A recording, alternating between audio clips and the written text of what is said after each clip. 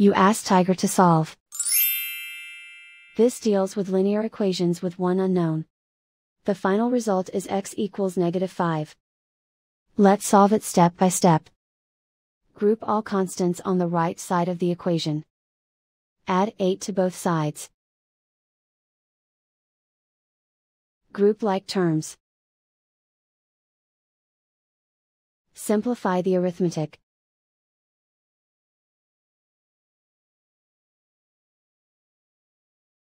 Isolate the x.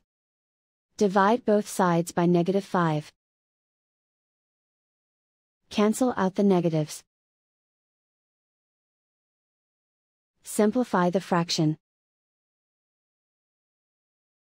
Move the negative sign from the denominator to the numerator.